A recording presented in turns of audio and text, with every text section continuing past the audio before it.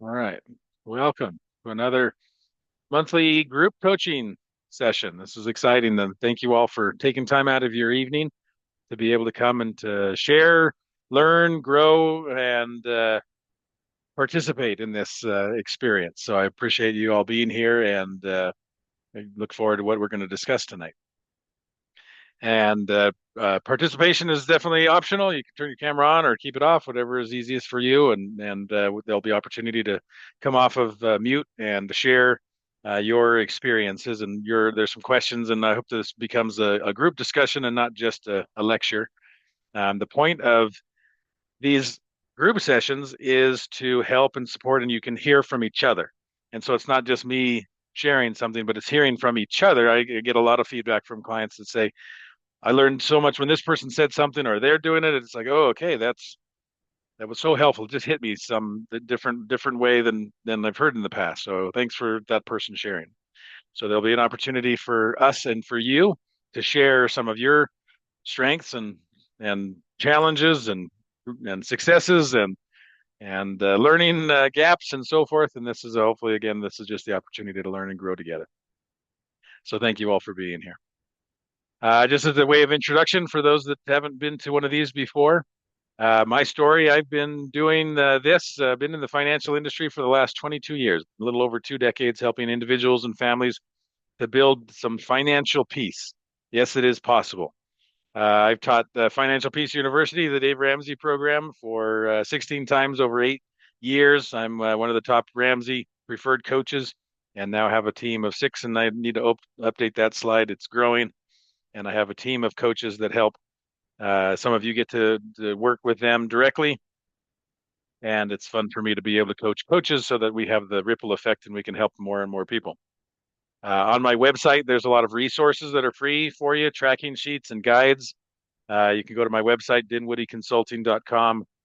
You can connect with me on YouTube. There's my channel that you can subscribe to, and there's videos, and I will post this recording of our session here tonight. I will post that to the YouTube channel so that you can access it there. You can share it with friends so that you have access. What did he say? And what was that step? And you can also see past group sessions as well as some shorts, that reels that will help you to break out of your comfort zones and make some progress and have greater success, I hope. This is my team, my those additional coaches that I mentioned. So myself and my team, we've been doing this for a while, a lot of years of experience, and we love helping people. So some of those faces might be familiar, some more than others to some of you. Always at the beginning of these, I level set us all at the same level and say, okay, let's talk about the Dave Ramsey baby steps. That everybody's working at different stages, and you might be at different baby steps yourself. But just as again, a refresher and a level set, here's the baby steps. Step one, first thing right out of the gate is to save $1,000 in a beginner emergency fund. I know it's not enough to cover very much. It's not meant to. The $1,000 isn't meant to be a big buffer from you and the edge of the cliff. It's just enough to take the edge off, so that if something happens, you reach for the $1,000 instead of the credit card. So if you have a big emergency, that it's not going to go very far. But again, like I said, it's not the point. It's just to take the edge off so that you can now focus on baby step two of paying off all of your debt, all consumer debt, including your student loans, every family loan, payday loan, everything, all the credit cards, everything except the house. We're going to pay it all off, get out of debt. Baby step three then is to save for 3 to 6 months worth of expenses. That will cover more of the bigger emergencies. Or if I had a job loss and I had an interruption in my income, it's a bridge between this job and the next. Baby step four is then to invest 15% of your gross income into your retirement. Sometimes people ask, is that household or is that me? What about my spouse? What do we do? It's the household income. So if you have a two income house, you need to be saving 15% of the household income for your retirement. Step five, baby step five is to save for college for kids, if that applies to you. Baby step six is to pay off your house, if that applies to you. If you don't own a home, you're just renting right now, and buying a house is a goal. We come back and we add that as baby step 3B, and that is that we build a down payment in baby step 3B before we start investing, and then get your house and then get to the investing. And then baby step 6 is to pay it all off. And baby step 7 is to build wealth and give. That's a fun stage to get to where you have the opportunity to help and bless and be a great steward, bless the lives of others because you have learned how to take care of your own financial situation and now you're paying it forward and helping and blessing the lives of others. We live like nobody else through baby steps 1 through 6 so that later on we can live and give like nobody else in baby step 7. So let me pause for just a second and check in. Does anybody have any questions, comments, anything about the baby steps? I know some of you have heard this several times and every month when we do this. So any questions or thoughts, or did anything stick out to you this time or something changed since the last month and you have a question now? Um, I, I feel like Yeah, you just Sasha. kind of reiterated for me my goals, and that was thank you for reviewing that. That was very Yeah, impactful for me. Thank you. my, my pleasure. Glad that it sinks in, right? It I've heard does. it before, but I heard it again and like, oh, yeah, Yeah, that's what but I'm then doing here. in daily life, it's like, well, but I want this and I can't have it right now, and that sucks. Like I want to get to the build wealth and give point way faster than I can if I don't slow down, you know? So, Good. Yeah. Yeah. It's what do I want now versus what do I want most? right. And that's a hard decision. And I've had several of those kind of conversations with clients this week where it's like, well, it's fine. I'm doing this. I'm not going into debt, so I'm fine. Like, well, Right. yeah, at least you're not going into debt. Thank you. At least you learned when to stop. But are you running towards your goals? Because if you overspend in this area, not to the point of debt, but if you spend more here, then what's that going to do to your ultimate goal? I really want to get out of debt. Okay, fine. Then you might, right? You can put your money anywhere you want. As many of you heard my bumper sticker, right? You can have anything you want. You just can't have everything you want. So where do you want to put the money? In the eating out or in the debt? Because you can do either one, but you can't do both. And I'm used to just doing what I want. And now I'm learning about maximizing my progress and pushing and changing. That's what we're going to talk a little bit about tonight. Is how do I change this stuff? How do I get out of my ruts? That's what I always want to do in my goals and intentions with these group coaching sessions. Anyone particular, anything stick out for you, Sasha, or is just kind of a good overall review? Um, well,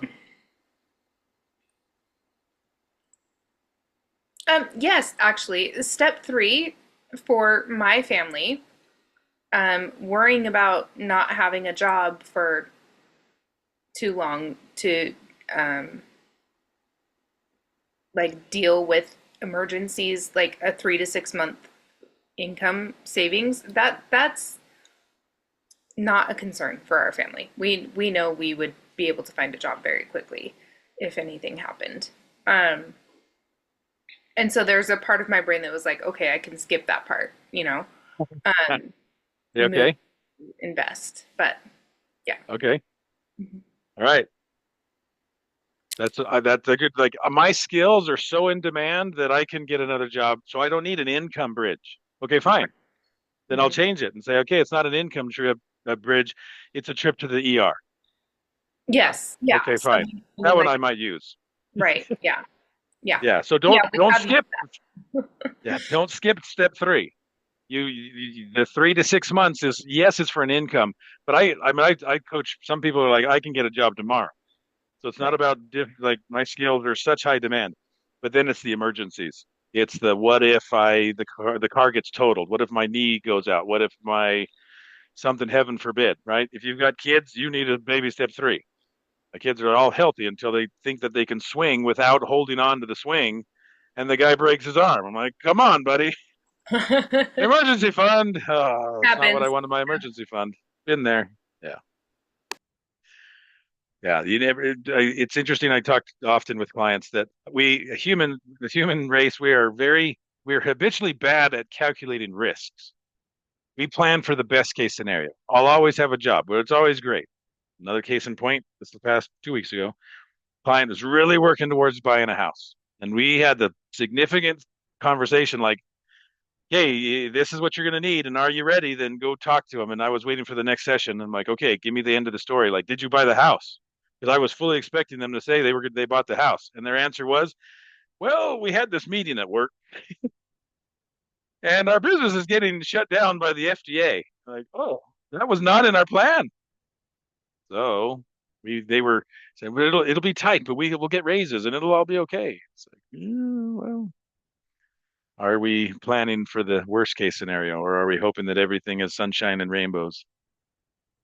So having that emergency fund gives you a lot of peace of mind that you can weather the storms, whatever life comes at you.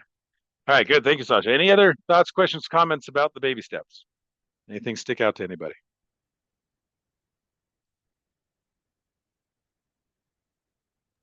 The one thing that stands out to me is the step one that says save $1,000. A lot of time that's been criticized. It's like $1,000 is not really a lot of money. Yeah, in And today's world, inflation.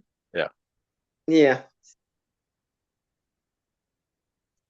Yes, it definitely, yeah. And I've heard they've responded to that on calls and questions and say it never was. It never was supposed to be enough. That's again, it's not the goal. The goal is just to give you a little bit of breathing room. He said when he very first started coaching, he started as an individual coach like me and built the Ramsey organization. But he said I would tell him just go right into paying off debt and don't have the $1,000, go straight to debt. But then the alternator would go out. And they're like, well, now where am I going to come up with this $350? So they'd go right back into debt. So it was just meant to be that buffer to stop yo-yoing in and out of debt. So I have my Mhm. 1,000, I can weather a little bit of the storm. You're right. That with $1,000, especially in today's inflation, it's things are crazy. We were in LA recently and gas was 7.50 a gallon. Ooh, wow. It's like it's bad enough where I'm in Utah, but 7.50, don't go buying gas in LA. Whoa, that's why Wow. you need the emergency fund. That's a one fill up. Yikes. So yeah, it's like, yeah, good point, Kim. It Mhm. is it is small, and it's meant to be so that you can start plowing all your money into paying off the debt. All right, let's do a follow up. I always do this every session. Is let's talk about last month if you were here, and if not, there's still an opportunity to participate. Thank you for those that are sharing already. But last group session, our topic last month was how to change anything. That sounds like a pretty aspirational comment. And we talked about the 6 stages of change. Is it really possible to change anything, or is that just marketing and hype? So, what did you try out? What did you apply? Or how did you apply what you had learned? And what did you do as a result of attending the group financial coaching last month? Now, if you weren't there and this is your first one, welcome.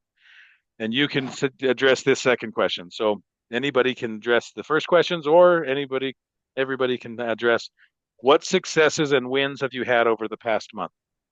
What you celebrate will be reinforced to your brain, your subconscious, and say, okay, that was a good thing. Just keep doing it.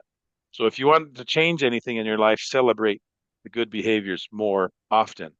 Think about a child when you praise them for standing up or taking their first step. You're cheering for them, and they're like, "What the heck did I do?" But I'll just keep doing it because it sounds like it makes mom and dad pretty happy.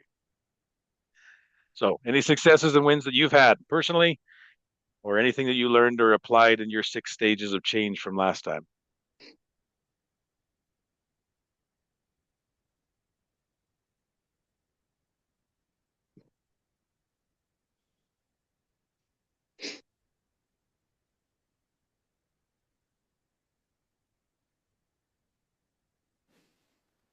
I can say Yeah, please, Sasha.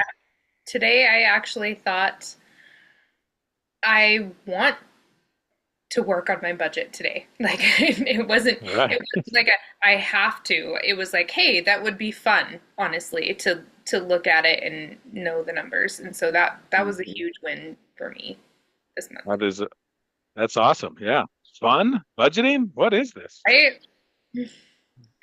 That's awesome. That's good. And hopefully other people are listening and saying like, I got to talk to Sasha because I don't know what she's talking about. Fun. That doesn't sound fun to me. All right. It I'm a can different become. human. That's a win. That's success. Thank you for sharing that. Mhm. Any other successes and wins? I know you're having them, And you're welcome to put them in the chat. If you don't want to come in off of mute, you're welcome to put any comments into the chat, and I'll address those as well with the group. It's a learned behavior to stop and smell the roses. Sometimes we're just so busy we don't even realize all the good things that are happening, all the successes. You showed up here tonight. That's a success. That's a win. Shows that you're winning, you're wanting, and you're willing to change and to learn new things. Try things out. So any other wins and successes? So I had a win this Yeah, past Alicia. month is I was able to get through my storage and eliminate complete storage and like 30% of what was in storage. So that hopefully will reduce and put money back into my budget. Awesome. Okay, so you had a storage unit, you consolidated, you simplified, you decluttered, and now you're saving on the storage fee. Yes. It's awesome. Great job. Mhm. Excellent. Very good. We celebrate that. And it helps, those little things will make it teaches our brain, hey, we're moving forward, and all of us are celebrating and cheering along with you. And that's how you make progress. Those little steps here and there. And I save some money here and save some money there. I'm demonstrating my intentionality. Don't judge yourself based on the outcome. It's the outputs. Judge yourself more on the inputs and what you do. I tried. I'm budgeting. I'm not perfect yet. I saved a couple $100 on the storage fee, and it's a drop in my bucket for my long road. Okay, it doesn't matter. Don't diminish what you're doing. Right? Celebrate it. I am making changes. So good job. Thank you, Alicia, for sharing that. Thank you. Mhm. All right, let's talk about tonight then. What are we talking about tonight? Take back control of your finances.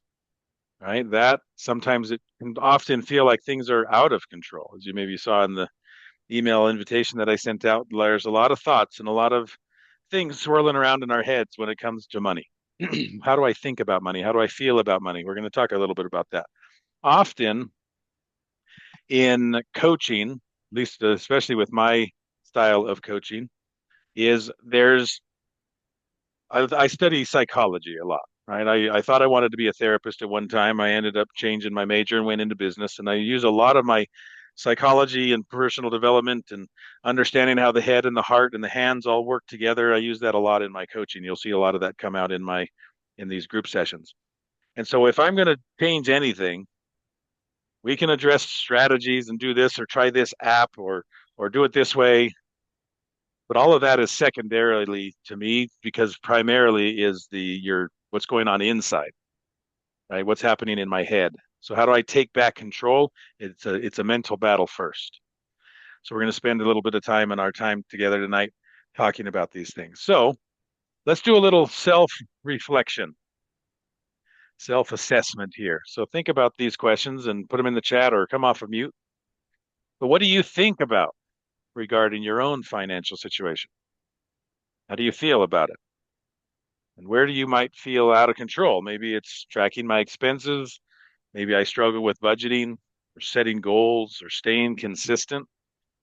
Those are common situations for most people. It's hard. It's easy to start something, and man, it's hard when this marathon turns into mile 2 and 3 and 4. And man, when I get a lot of times my clients will ask, like, when can I be done with budgeting?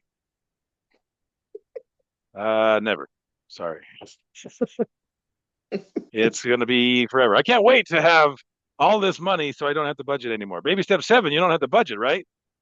No, you can. That's still how you live like nobody else because you can give like nobody else and then bust your budget and then be broke again because your generosity got you in trouble. So Mhm. everybody has to budget. Mhm. Sasha says in the chat, all of the above. You're human. Yeah, we all are. So put it in the chat. Come off of mute. Any thoughts? What do you think about your own situation? How does it make you feel? Maybe those ring true or something else in your own financial situation. This is where we get to learn and help each other. Any thoughts? I enjoy, for me, I enjoy seeing the big picture of how my money is in money expenditures each month. So I enjoy seeing the big picture. Excellent. Yeah, it's kind of Yes. nice, like Sasha was saying, when you step back and look at all of the baby steps, Mhm. it puts things into perspective. Like, why am I giving up my eating out? Why am I not spending? Why don't I have my storage unit anymore? Step back and look at the big picture. Look at the whole forest for the trees and say, okay, Mhm. I'm making progress. Good. Thank you, Kim. Okay, other thoughts? Thoughts and feelings about your own financial situation? Brian, I'd like to say that at least Amber and I have made some improvement on it since we started doing this Nice. financial coaching. We feel more relaxed, so to say, but not so much where we like just let go. But we're always, like you mentioned, it's a learned behavior. So um, I never forgot that one illustration that you gave about tier, Oh thought, yeah, emotion, action, and reaction or results. results. And that always works in the back of my head every time I'm going to use or buy something, but it actually has helped the both of us. I would like to say that we feel a little bit comfortable with our financial situation. Maybe not at the point where I think I would like to be, but at least finally we're heading in that direction. Excellent. Yeah, I love it. Like we've made some progress. We're not stressed out anymore.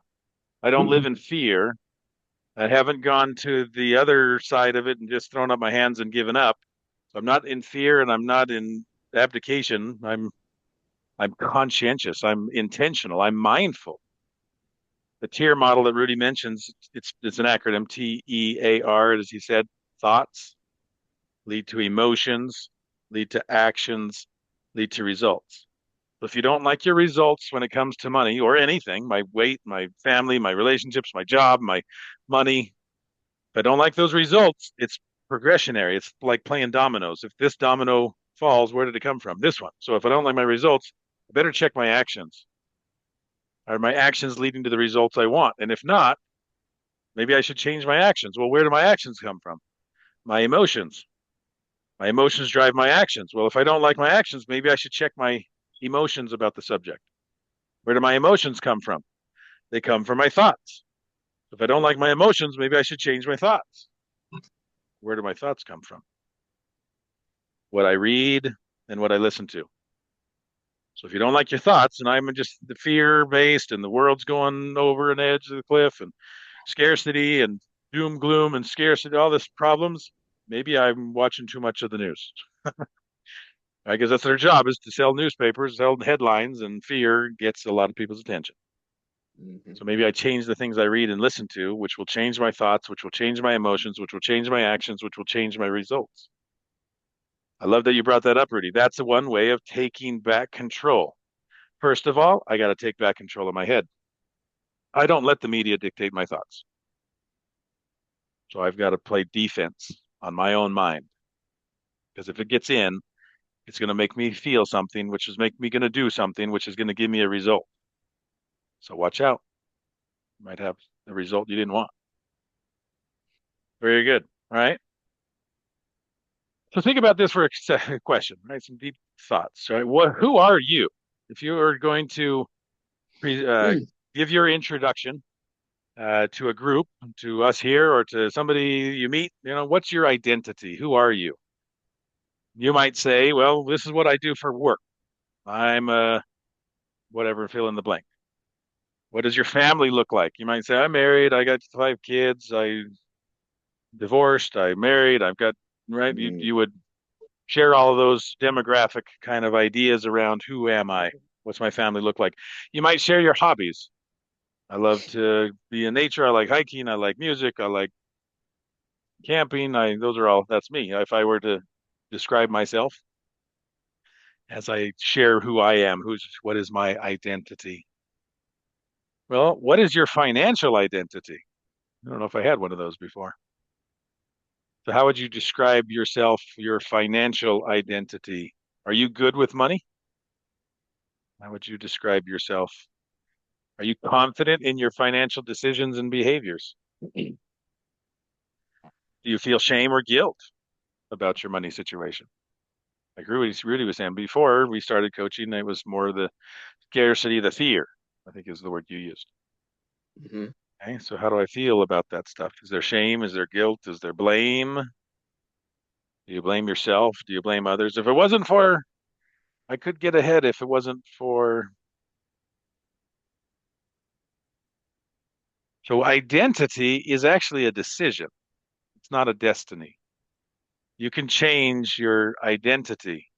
Hmm, I never thought about that. So again, I'm taking back control. How do I take back control of my finances? It starts again in my head. So in the core of this circle, that's my identity, the person that you believe that you are, your own self-perception, which then will drive your performance, which are the actions you take, which then Mhm. drives your appearance, the way the world perceives you.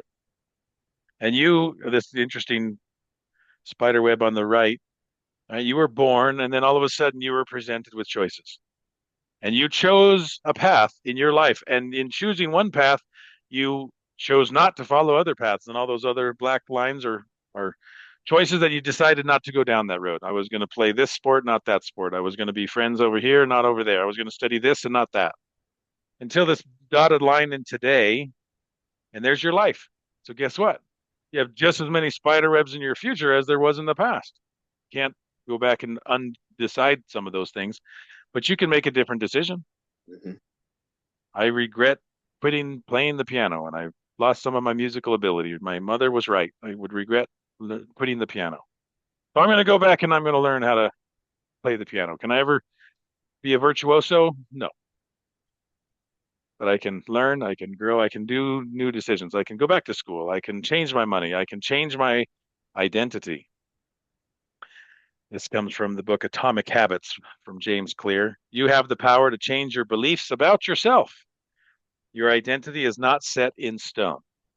I don't believe in a fixed mindset. I think of a fluid when I can make changes. You have a choice in every moment. There is a choice to come here tonight, or you could have taken a nap or watched something on TV, but you showed up here, right? You're changing, you're working on your identity. So I'm proud of you for being here. So if I don't like the way I look, I could change it, right? I don't like this shirt. Change my shirt. Well, if you don't like your financial identity, can you change that too? What do you think? Can you change a financial identity? Rudy shaking his head. Yeah. What do y'all think? Can you change it? Absolutely. Yeah, I love it. Love that. Yeah, absolutely. You bet. Love the Yes. determination.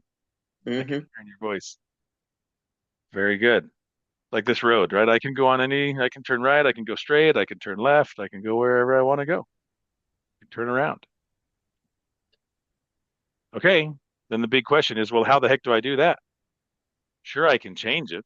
I just don't know how. So what's the secrets? Well, the secret and everything I share is to start with the why, not the hows, not the whats, but think about why do you want to change? We call this the golden circle. The why is the core, the center. It's why we do something, and very few know it. Very few will spend the time to identify their why. The how, some people know that. The what's, everybody knows that. You got YouTube for that. How do I budget? Yeah.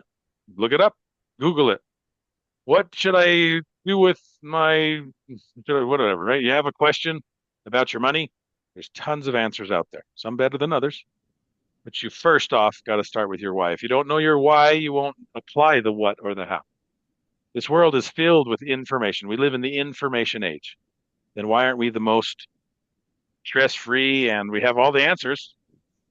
So it must not be that information solves all of our problems. It must be something else. Maybe it's application, but I won't apply unless I know why first. Every single one of you has a different why. As you're working through Hmm. your own goals, whether they're financial or Hmm. otherwise, you've got to identify that why. And it's okay that why might morph and adjust over time. One why might be strong enough to get me started, but it might not be strong enough to keep me going. So the consistency, the endurance, I might have to change my why as life happens. Often that I see that with clients. They'll start with one why. I want to get out of debt. Why? I don't know. Probably should. I'm like, okay, when things get hard, you got to dig deeper for a deeper why of no, I'm sick of being so stressed. Oh, okay. Let's tap into that, and that's your motivation to pull through when things get hard. So let's talk about your sphere of concern versus the sphere of control. Okay, so what is in your sphere of control? What can you control versus what are you concerned about? You can see the size, right? The sphere of concern is much bigger than the sphere of control. So maybe you're concerned about interest rates. I'm concerned about the recent election. I'm concerned about our government. I'm concerned about inflation. I'm concerned about the weather. Can I control any of that? Nope. So anybody want to take a guess of what can you control? What's in the star? What's inside your sphere of control? Myself, my thoughts, my behavior. Excellent. Very good, Rudy. One of my favorite authors and leaders is Viktor Frankl. He was a survivor of Auschwitz during World War II and wrote the book after coming out of that. He was a psychiatrist in Vienna during World War II, and he wrote the book Man's Search for Meaning. So go read that book if you haven't already. But Viktor Frankl here, he says, well, what do you have control over? Think about being in a concentration camp. Terrible, atrocious experiences that he had to go through. And what did he say about what you can control? He says that everything can be taken from a man but one thing, the last of the human freedoms, to choose one's attitude in any given set of circumstances, to choose one's own way. So like Rudy says, I can choose my thoughts and talk about him having to do that under terrible circumstances, torturous circumstances, to choose his thoughts, to choose his way. Everything was dictated for him, but he could control his mind. Started there. So then why the heck is change so hard? Why can't I just snap my fingers and change my shirt and I can change my mind and change my financial identity? Well, we all face the challenges of getting out of our comfort zone. So what the heck is a comfort zone? Any ideas? Have you heard that term before? Comfort zone.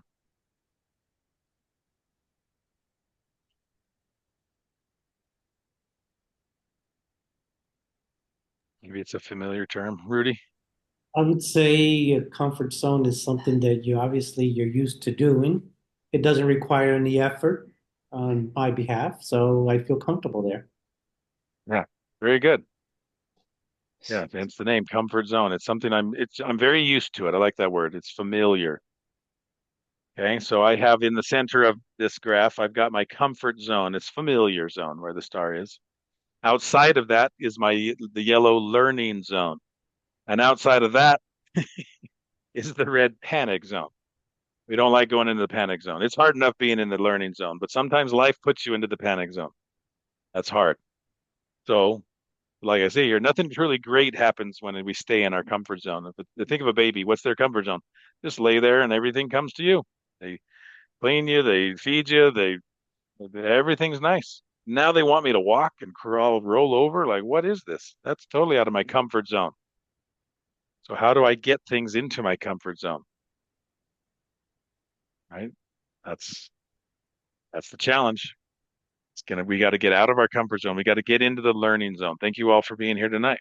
Right? You're hopefully in your learning zone. We're learning some new things. We're learning a new way of thinking about things. But your comfort zone got you into this situation. Right? I'm familiar with it. It's not right. It's just familiar. So maybe if I were to step back and step out of myself and observe my own life, see, what is my financial situation? Well, my comfort zone got me here. What is my comfort zone? Maybe I should question that. Maybe I should adjust some of my actions and behaviors, starting with my thoughts. So how do I get out of that comfort zone? Well, I need to practice some new routines, and persistence is key. Again, emotion will start new behaviors, but emotion won't sustain them when times get hard because the emotions will wear off. Call that the honeymoon phase. Everything's new and exciting. I got a new app. This is going to solve all my problems. Well, then the work sets in, and we've got to get into the routines. We hope we rise to the level of our inspirations, but we often fall to the level of our routines. So what are my routines? And do I practice enough persistence in those routines? Think about it this way. It's like a hockey stick on its side. This is your progress over time. As you start something new, there may be some little incremental growth, right? I'd saved $100. I changed some things. I making progress. I'm feeling better. And man, it just feels slow after a while. It kind of sets in month 8. And you're like, man, this thing is just taking forever. Maybe I should quit. I went to the gym a couple of times. Nothing changed. Persistence, consistency. And then all of a sudden, your life can start really taking over, taking and just you hit that exponential growth there at the end, but only through persistence. Think about bamboo. Does anybody know how bamboo grows? The answer's on the screen. But a Chinese bamboo tree takes 5 years to grow. It has to be watered and fertilized in the ground where it has been planted every single day. You have to water the ground, you're fertilizing the dirt. I'm like, this is a dirt patch. It's been 4.5 years. I'm sick of this. But after it doesn't break through the ground for 5 years. After the 5 years, this is amazing. Once it breaks through that ground, it will grow 90 feet tall in 5 weeks. You leave for work, you come home, it's grown a foot. It's like, wow, that wasn't there when I left. Yeah. Where was it growing for the 5 years? It was just dormant and then it's sprouted? Or what was happening during those 5 years?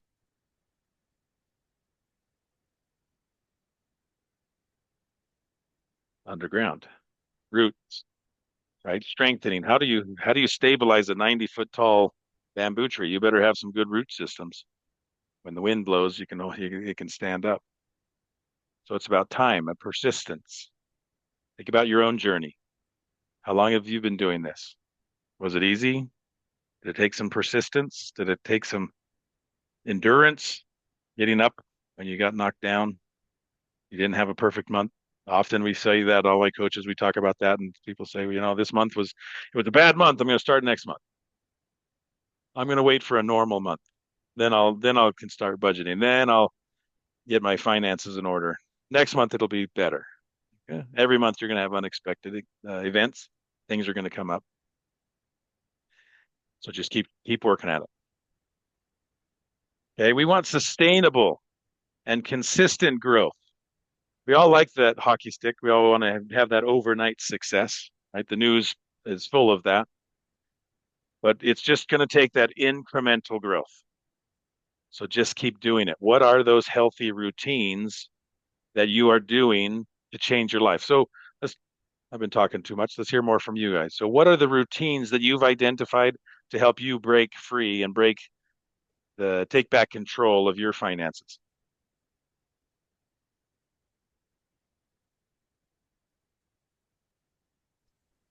So for me, the routine I started a while back was if I see, like, I would go into the panic zone of, like, my car would break down and I would need $1,200 to repair it. So instead of living in that panic state, I slowly developed an envelope system that I would put $20 in, or and once I reached that, whatever the goal was, I set it aside so that like right now I need new tires. I have most of the money to do that with.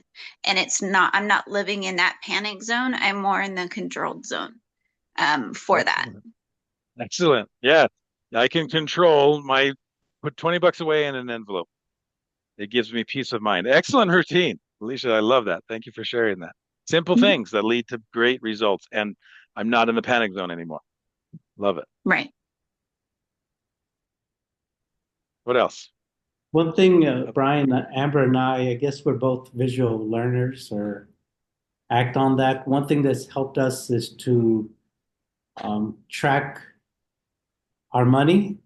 Even though we use the Everyday app, the Every Dollar app, Yeah. something that through our coaching, I did a spreadsheet, so to say, not a complicated one, just like a three-column one is like the date, how much, and what was the item.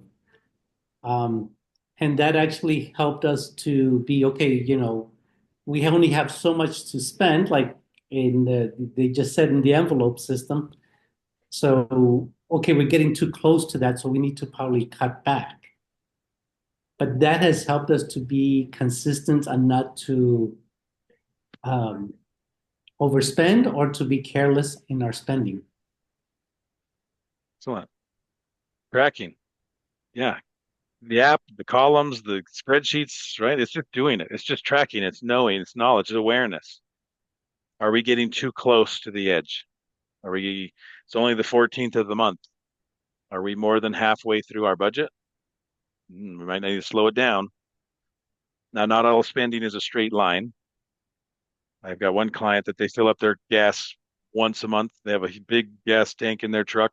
And then I'm like, you have already spent 80% of your budget. Like, how are you going to make it the rest of the month? Oh, this thing's got a 40-gallon tank and we don't drive.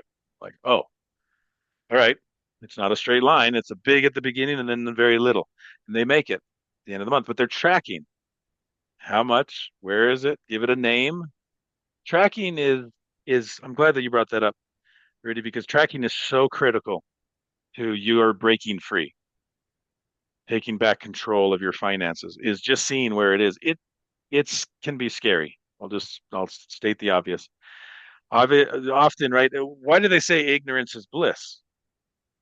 Because awareness is painful.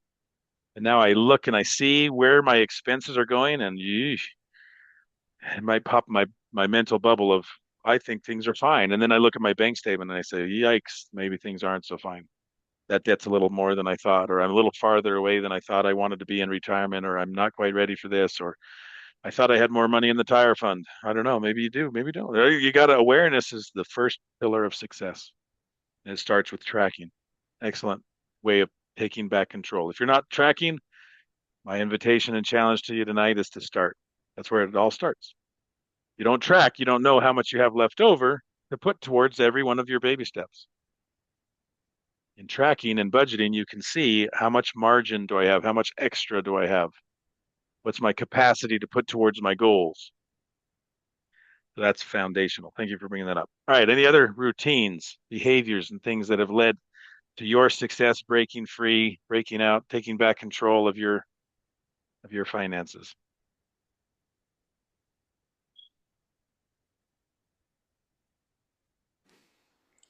I think we have been back and forth a lot on how we're going to do this, um, like over the last year. But I, I think we've finally figured out exactly what's going to help, and um, I think it's brought my motivation back to to work on it.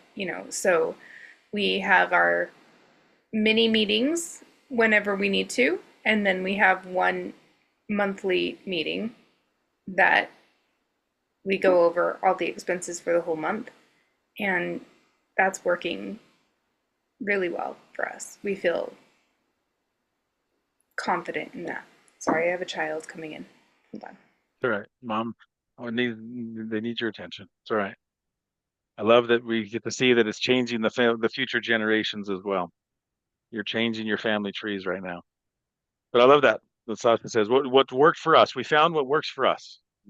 Frequent mini meetings and then a big budget committee meeting and identifying where are we, how are we doing. I found my motivation. Sounds like you've been doing this for over a year. Talk about persistence, consistency, and perseverance and endurance. Yeah, no, yeah, yeah. It's been a long journey. Let's just say that. It But is that's most. okay because we're bamboo, right? That's right. That's right. We're building some bamboo around here.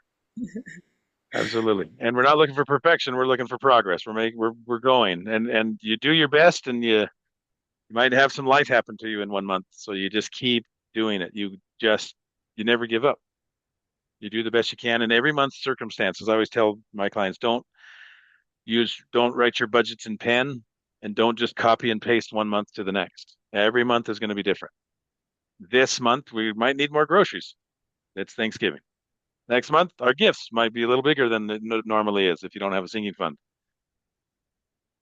So every month is going to be different, but every month we do these routines. We talk, we adjust, we're intentional.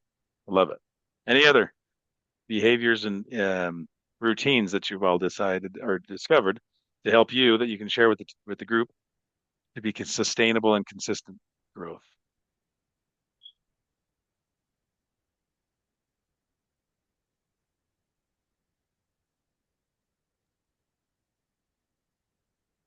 Oh, one of my newer ones is I started reading more. So being able to read about the diversity of it and to be able to pull those strategies into what I'm doing. Excellent. Any recommendations on what you're reading? I always love the good book list. What are you reading? What have you Um, gotten most out of?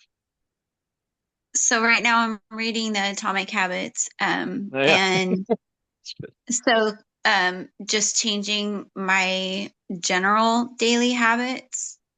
I'm finding like when I go to the grocery store, why am I really in the store? And just thinking about those as I'm doing them, um, to get to, the root of what I'm actually doing and how that affects my budget. Excellent. Yeah, we're glad we had a quote from Atomic Habits then. Yeah. What are the chances, right? That's a good book. It's atomic is not big explosive like atomic bomb kind of habits. This is the atom is the smallest building block of the Right. universe. And so it's these little tiny habits that I'm doing. Cracking, talking, thinking. Lisa, you and Rudy both said I'm just more mindful of it. I'm thinking about it. Some Right. clients have said, I have this little voice in my head now that tells me, watch what you're spending, and do we have the money for that? How's it gonna work? Right? All these things that we learn and talk about. Excellent. Thank you for sharing. This is an interesting thought. As you progress from information to application to transformation. That's what every one of my coaches and I aspire to be, is transformational coaches and not just informational coaches. Again, we are drowning in information. The world is filled with information. We got every sort of A, and now we're getting AI, and it's crazy. Lots of information. But the problem is we don't get to the point of application. It's not about apps at the App Store. It's about application, which will lead consistently over time, if applied over time, will lead to transformation. So why doesn't everybody do this? Well, unfortunately, there's a lot more people down here at the information stage, fewer at the application, and even fewer at the transformation. I was in a session earlier this morning and talked about 98% of the world doesn't achieve goals, doesn't even have goals. The 2% do. That's a small percentage that actually have goals, they set the goals, they apply what they learn. I'm grateful that you guys are all here. And for those that are going to watch this on the YouTube channel hereafter, but if it's not leading to action or application, is it really worth our time and effort? Because it will not lead to transformation until you just get in, get your hands dirty, and start pushing. It's hard. If it was easy, everybody would be doing it. I always say, if behavior change were easy, we'd all be rich and skinny. So it's tough. I have to change my behaviors. I have to change my appetites, my desires, my thoughts. So that's a lot of work. Most things that are valuable take a lot of work. So don't stop at the information stage. Don't give up in the application stage if you don't see the immediate progress that you're wanting. Keep doing it, and over time you'll experience that transformation. Something in the chat, forgot to read that, says I'm trying to learn to unburden myself with other family members' financial issues. That's a great routine and new habit. I'm a little stressed tonight due to my sister needing $750 to keep her storage unit from being auctioned off tomorrow. Yikes. It's bothering me that I have the money, but technically I don't. It's my emergency fund. That's hard. Ante, my heart goes out to you. I'm sorry that you're facing that stress and having to go through that. Your boundaries, your resolve, your motivation will be tested by the world, by your family, by the circumstances that you find yourself in. And I have an emergency, and do other people's lack of preparation can count for my emergency? And again, you got to be really careful, the delicate balance, because I want to help people. I want to live and give like nobody else, but I can't give myself into poverty. Yeah, like I said, I was flying to LA and reminded on the flight, they always say, put your own oxygen mask on first. Then you are able to put it on to the other passengers around you.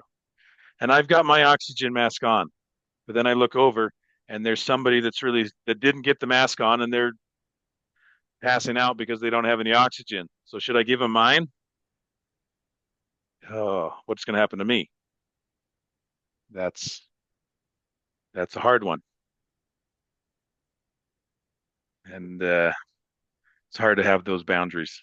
Say, you know what, I would love to help you, and I can help you a little bit, but bring them to our next group session.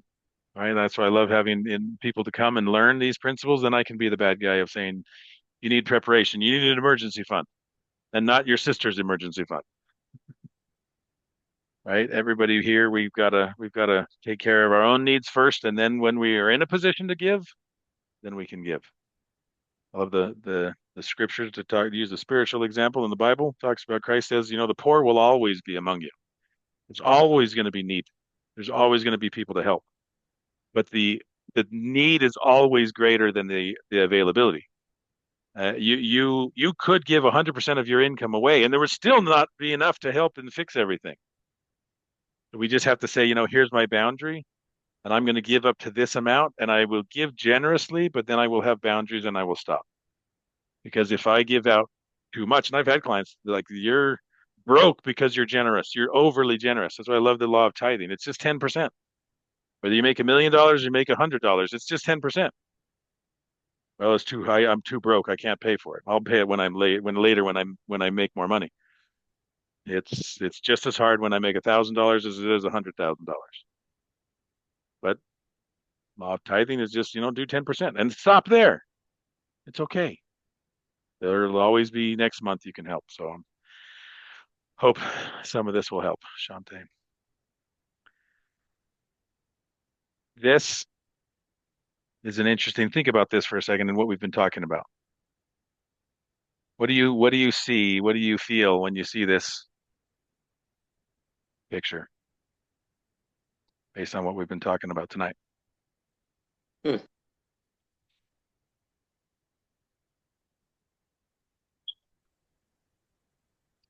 Every time I see this, I think it's actually the same. It's the same insect. Yeah.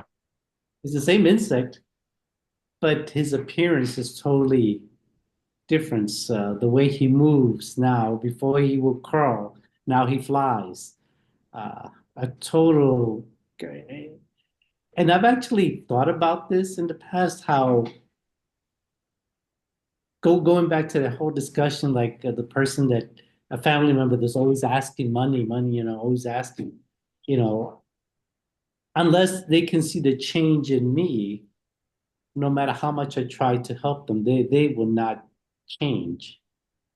So that's something I think about this a lot. How actually it can be the same person, but the way they conduct themselves, the way they behave themselves, the way they think is totally different from what it was before.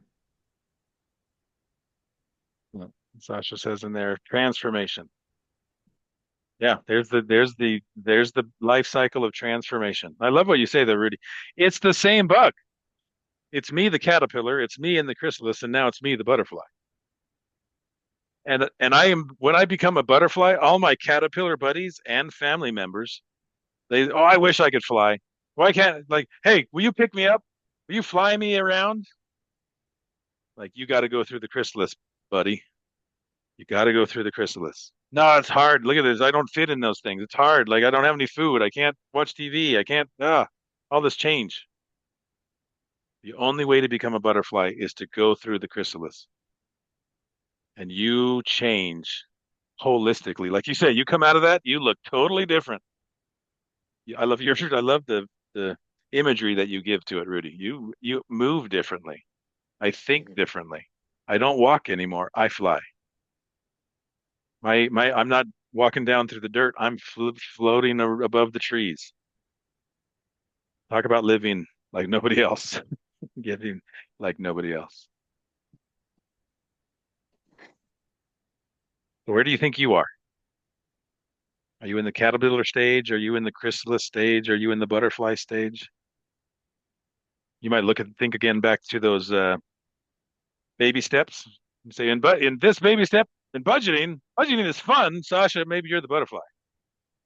I don't know if budgeting is fun yet, so I'm still the caterpillar, or I'm in that chrysalis. I'm I'm still trying to I'm still back and forth between the caterpillar and the catalyst. Like, no, we go back and forth. like, yeah, I want to go back into the cocoon, right?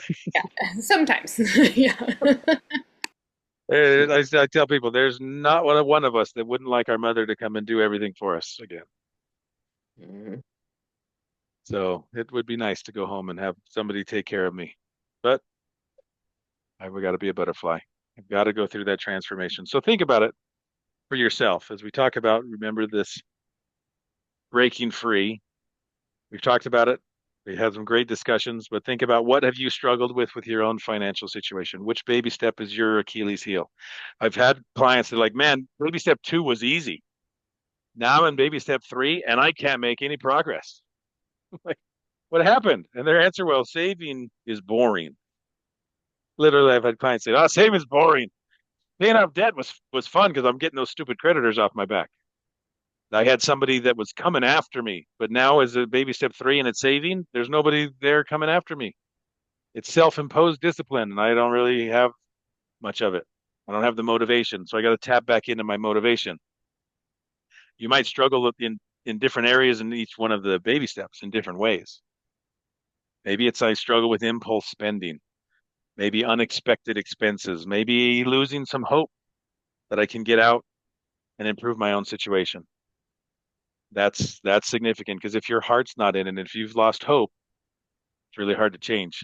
I don't even have hope to get into the cocoon to become a butterfly. Tap into that hope. Hopefully tonight you hear from other people. There is always hope. And think about what have you done to change and improve your financial situation. You've heard some comments from the group. I appreciate those that have shared those new routines, those new behaviors. Think about what is working. What has changed for you? Again, it's that celebration. I'm not perfect, but I am making progress. And things have gotten better. I'm not in panic mode anymore. I'm not in scarcity. I'm making Wow. improvements. I'm not perfect. Mhm. Doesn't have to be. And how have you sustained that change and improvement? And really tap into that. If you don't know what is leading to your success, it's hard to repeat it again next month. So your homework, every month we have homework. So taking back control of your finances, what is your homework? I want you to identify one thing, just one thing. Start with Mhm. that. If you're an overachiever, you can ask to get more, but you've got to do is at least one. One thing that you can change. Again, think of your sphere of control, not your sphere of concern. Well, if my boss would just pay me more, that's one thing I would like to change this month. You can't control that. You might be able to influence it. It might be in your sphere of concern, but I can't control that. What can I control? What can I change? And I want you to identify one thing. And then I want you to identify one action step that you can take this week to start changing it. I love Tony Robbins says that if you never leave the scene of a decision without taking action. So identify your action. If you leave the scene of this session tonight without identifying what you can change and what you can do, the chances of you doing it will diminish over time. And then you'll realize, oh yeah, I forgot to do that homework. So my invitation is don't leave your seat until you have that. If you need to take a few minutes after we wrap up tonight, take some moments and say, okay, what am I going to do? What can I do? And what's one baby step, that atomic habit? What's that little thing that I can do to move forward? Then tell it to a friend or an accountability partner or your coach. When you tell somebody, then you get their help and support and they cheer you on. And then learn, teach, do, and become. Those are our goals. We've been learn a lot in coaching, I hope. Teaching it to someone else reinforces it. It's one thing to understand it in my head, but to be able to explain it and teach it to somebody else, it has to go deeper into my mind. So teach it, but then do it. And doing it enough, you will become it. You will become a butterfly. You can do this. Anybody want to share anything that they want to that they've identified or thoughts of one thing that they would like they can change this month and their action step? Anybody want to share? Give us some inspiration on the rest of us thinking about ours.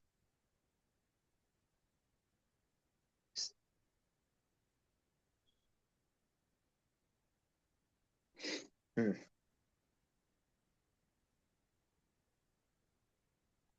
I'll say for me, as far as one thing that I can change dealing with the budget is not spending a lot of money on, takeout food, minimizing that.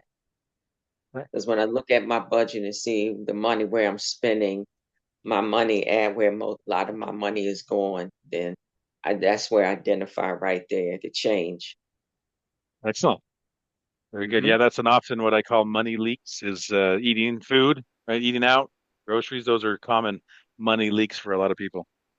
So that's one area I can change. I can track it. I can change it. I can adjust that. Two ways of Hmm. doing it. Just the best practice for you, Kim, to add to your thoughts is I can go less often. That'll reduce my expenses. Or I can Hmm. buy less when I'm there. I'll buy a cheaper meal. So some people, it's hard to buy a cheaper meal because then I feel like I'm at my favorite restaurant and I'm not buying my favorite meal. So when I Hmm. buy less, a smaller amount, I feel the lack and it's not so enjoyable. So maybe spending less when I'm there is not the answer. Maybe going less because I can go one less time a month, still get my favorite meal, but I will have saved because I changed the frequency of Hmm. my expenditures, not just the amount of my expenditures. So different techniques. I just want to share that since you brought that up. So excellent. Thank you for sharing. Sorry, Kim, Any I other? just Yes, Sasha. sorry. I just wanted to say we talked about that this week. We need to eat out less and cook home more. And today we broke that and it broke my heart because because our grocery order didn't deliver what we needed for tonight's meal. And I felt like a failure and it sucks. But yeah, so I feel you there. Yeah, eating out less is helpful, but hard. Yeah. Hmm. Don't expect perfection, right? Over time, little changes over time. We're making progress, not Hmm. perfection. Right. Bamboo. We're growing some bamboo, getting better. So keep persistence, keep going. And you've got several kids I know, and if you put it up to a vote of do you want to eat out or do you want to stay home, or you're going to get outvoted. So it's not a democracy. It's not. Don't put it to a vote. Excellent. Well, it's been a great discussion with you all. Thank you for Hmm. being here. Thank you for your participation, your comments, putting in the comments some ways to connect. So if you go to the chat, if you don't have it open already on your Zoom window, you can open the chat. There's the YouTube channel. There's the link right there. You can subscribe to the channel. That's where I'll be posting the recording. We love reviews. Help other people know what we do. So if you haven't left us a review, we would love a 5-star review if you feel like we've earned that. And if not, let me know how I can make up that last star. But star those reviews help other people to know. Like I don't know, can I do this? And should I trust these guys? And nothing's. It's just an opportunity to instill hope and passes it on to the next person to say, don't delay. You need to change something and get some help. And share the site. There's my website, dinwoodyconsulting.com. There's free consultations that people can get. There's resources that they can do for tracking sheets and everything. I just want to help change the world. And the more we can do that together and change this the community and the your friends and your family, then it just the ripple effect extends out. So if I can be of any service to you or anyone you know, I would love to help them. Invite them to next month's group coaching session. Have them connect on my YouTube or on my website. But thank you again for being here this evening. I honor your time and your commitment and your desire to change. Become the butterfly. You can do this. If you have any questions or thoughts or needs, connect with me and I'd love to help you. Have a wonderful evening. Thanks for being here. Okay. Bye, everyone. Okay. Thank Have a you. good one, everybody. Thank you. Uh-huh. Bye. Bye.